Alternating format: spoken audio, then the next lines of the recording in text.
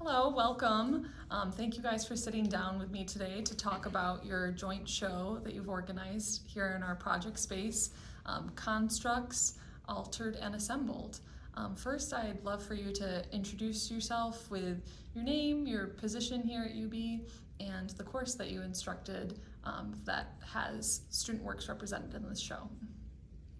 Luke Williamson, first year in the MFA program. My focus actually had been painting, but in undergrad I had done some sculpture. So teaching 3D concepts, it was something I hadn't done in a while, but at least I have some experience teaching or studying sculpture. So Wonderful. It kind of fell into place. Wonderful. My name is Quincey Miracle. My pronouns are they, he, and I'm currently an adjunct instructor in sculpture. I was a grad student here for the last couple of years and taught 3D concepts while I studied, and have been lucky enough to stay on and continue teaching. Wonderful. I'm Koegel, and I'm a second year MFA candidate, and I'm teaching 3D concepts this semester. Awesome. So the three of you teach different sections of this same class, 3D concepts. And we've got a combination of your students' works selected. Not every student in those classes is in this show.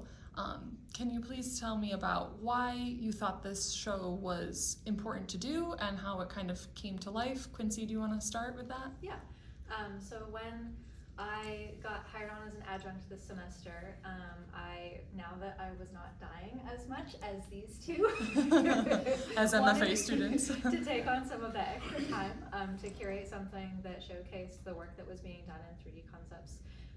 For a couple reasons. When I was an undergrad, whenever my undergrad institutions had shows, it was always a really motivating factor for me in the studio. Made me feel like I could take projects a little bit more seriously and really try and make something that I wanted to exhibit, because I had an end goal. Mm-hmm. And so one was to motivate students with that prospect of having that end goal of a juried exhibition that their work would be considered for. And the other reason was that sculpture at UB is like tucked down away in the basement. Mm-hmm. I joked while I was a grad student that I was a basement dwelling goblin the entire time because I never got up to the upper levels. Okay. And similarly, we don't have as much work shown in the halls as like printmaking does, who can pin their works and after. Photo and drawing and painting Exactly. on the bulletin boards. Exactly. And so oftentimes the other artists around UB don't really know what is happening down in sculpture, especially at the lower level undergraduate classes. So I want to make sure that we got eyes on people's stuff. Yeah, that's awesome. Luke or Chloe, do you have any additional comments about the formation of the show and its kind of value? Well, I think when Quincy brought it up to me, it's really just echoing what they said. Like, this is a chance for students to show their work. Maybe it will motivate somebody to work just a little bit harder on a piece, thinking it could be represented. So. Yeah, I think just looking at it myself, that the work is really high caliber, and I want to applaud all three of you for instructing the students in the ways that you have that has led to these creations.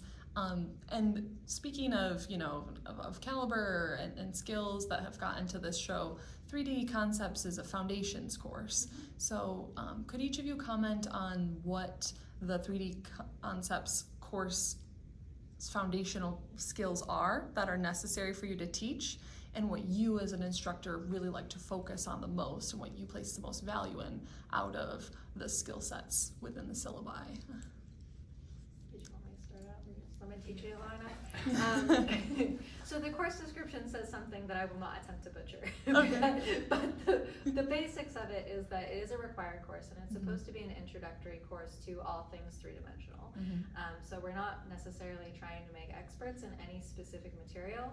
It's more of a survey showing students a few different types of working in 3 dimensions, and with UB's research-oriented and more conceptually oriented program, we branch a little bit past just base construction, and we do a project that is mold making and body casting, found objects, We do a project that is cardboard and site-specific installation, so they're thinking about bringing their work out into the public sphere. And then we do a project, but I'll teach a little bit different variants of it, but something that engages with the body. So bringing it, again, into more of a social or body engagement sphere.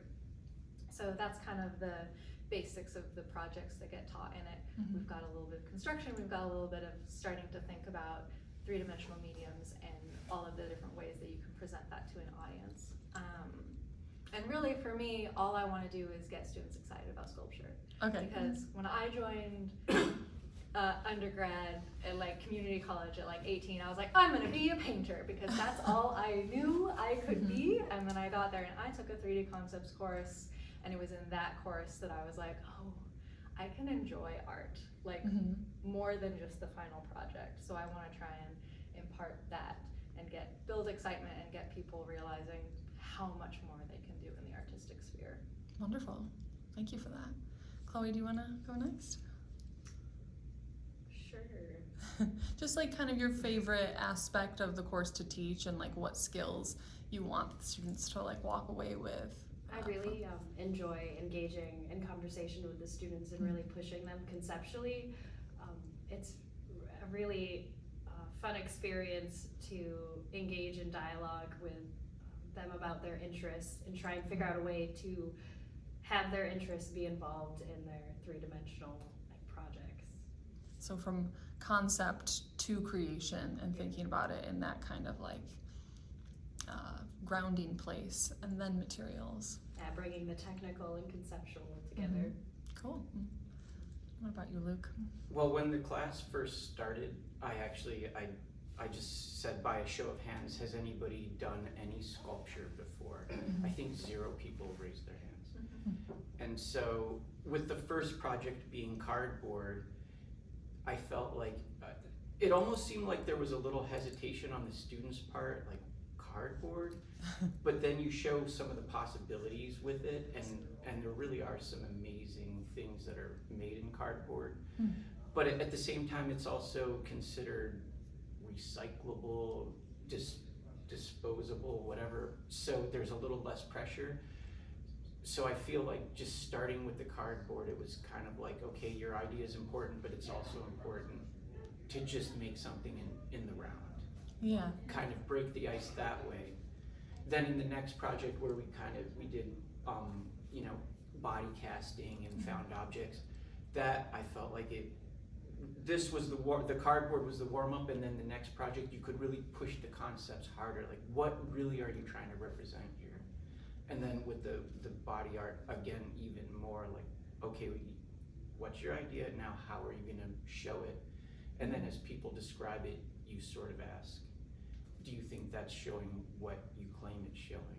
But the exciting part for me anyway is just the creativity you see from the students.